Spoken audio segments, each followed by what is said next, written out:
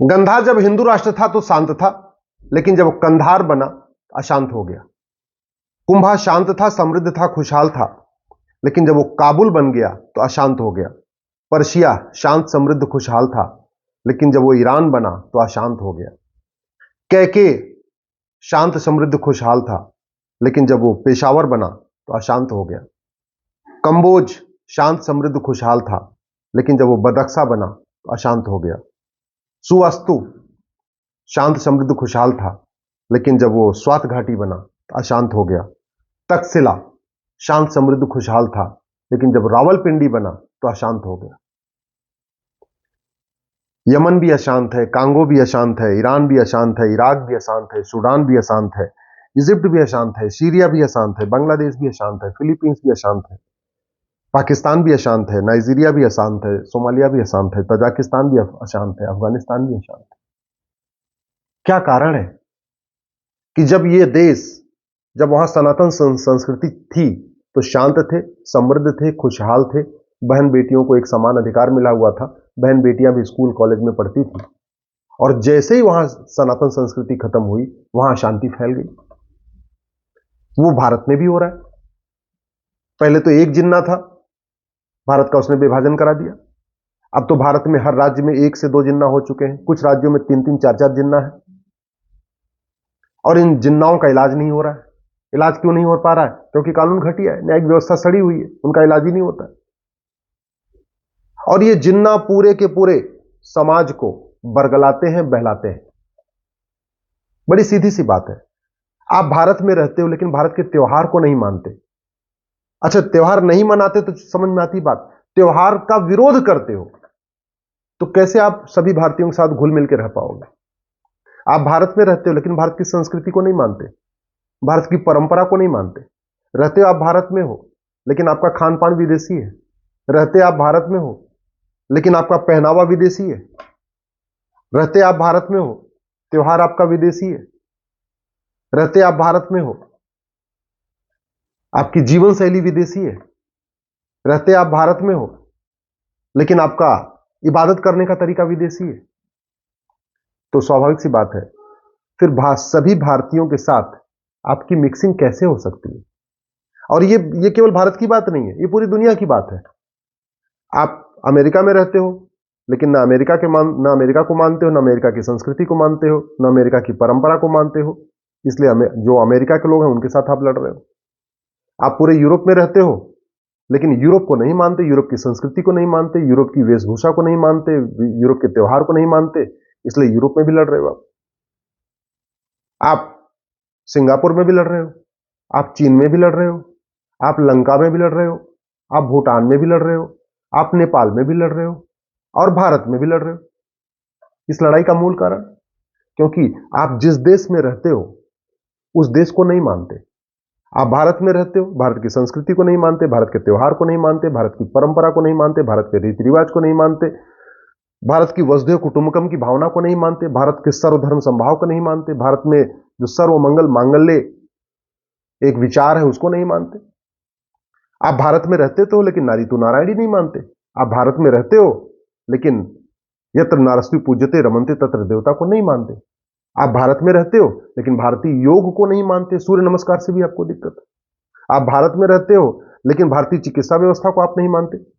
आप भारत में रहते हो लेकिन भारत की शिक्षा व्यवस्था को आप नहीं मानते। आपको गुरुकुल में जाना पसंद नहीं है, आपको वैदिक स्कूल में पढ़ना पसंद नहीं। आप भारत में रहते हो लेकिन आपको गुलामी की विदेशी कुरीतियां पसंद है।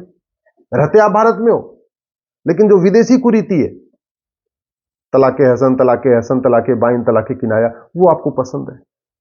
आप रहते भारत में हो लेकिन जो विदेशी कुप्रथाएं हैं, चाची से निकाह, मामी से निकाह, मौसी से निकाह, बुआ से निकाह, चचेरी बहन से निकाह, मौसेरी बहन से निकाह, फुफेरी बहन से निकाह, वो आपको पसंद। तो आप फिर भारत को मानते नहीं हो तो भारत में आप कैसे एकजुट होकर रहोगे? और जब भारत को आप मानते नहीं हो तो किस हक से कहते हो कि ये भारत भी मेरा है? वंदे मातरम आपको पसंद, बोलना पसंद नहीं है। भारत माता की जय कहना आपको पसंद नहीं है। भारत में तिलक लगाते हैं, वो कहना पसंद नहीं है। भारत में लोग मिलते हैं तो राम राम करते हैं, वो मिलना आपको बोलना पसंद नहीं है। भारत में सब एक दूसरे के गले मिलते हैं, वो आपको पसंद नहीं है। भारत में सब लोग भगवान राम की खुशी में दिवाली मनाते हैं, वो आपको पसंद नहीं है। भगवान भारत की पहचान भगवान राम से है, लेकिन आप रामनवमी भी नहीं मनाते हो, आप पसंद नहीं। भारत में महिलाओं को पूजनीय माना गया है, बच्चियों की पूजा होती है। भारत में नवरात्रे में कन्या पूजन होता है, वो आपको पसंद नहीं है। हाँ, आपको तलाके हसन पसंद है, तलाके एहसन पसंद है, तलाके बाइन पसंद है, तलाके किनाया पसंद है, आपको हलाला पसंद है, आपको मुताह पसंद है, आपको मिस्यार पसंद है, आपको तहरुस पसंद है। तो जितनी विदेशी कुरीतियां वो सब आपको पसंद, जितनी विदेशी प्रथाएं कुप्रथाएं वो सब आपको पसंद, विदेशी रीति रिवाज आपको पसंद है, विदेशी पहनावा आपको पसंद है, आपकी टोपी भी विदेशी, आपका कुर्ता भी विदेशी, आपका पैजामा भी विदेशी, आपका खान पान भी विदेशी, आपका त्योहार भी विदेशी, आपकी सोच भी विदेशी, आपका विचार भी विदेशी, आपका व्यवहार भी विदेशी। और फिर कहते हो नहीं, भारत में हमको एक समान अधिकार चाहिए, हम ये भारत तो हमारा भी। एक शायर ने तो बोला था कि किसी बाप का नहीं है भारत। अरे भैया, भारत उसका है जो भारत को माने, भारत उसका है जो वसुधैव कुटुंबकम को माने, भारत उसका है जो नारी तु नारायणी को माने, भारत उसका है जो सर्वधर्म संभाव को माने, भारत उसका है जो यत्र नारस्ति पूज्यते रमनते तत्र देवता को माने। आपको विदेशी नाम पसंद है, आपको बाबर, हुमायूं, तुगलक, गजनी, गोरी बहुत पसंद है। और जब बात होती है कि भाई जो भारत में विदेशी नाम है, विदेशियों के नाम पे सड़क मोहल्ले गलियां को हटा दिया जाए, उनका भारतीकरण किया जाए, तो आप विरोध करने लगते। भारत में आपको गुलामी के नाम पसंद है, भारत में जो गुलामी के निशान चल रहे हैं वो आपको बहुत पसंद है। विदेशी आए यहां पे, काशी को तोड़ा, मथुरा को तोड़ा, भद्रकाली को तोड़ा, भोजशाला को तोड़ा, अटाला को तोड़ा।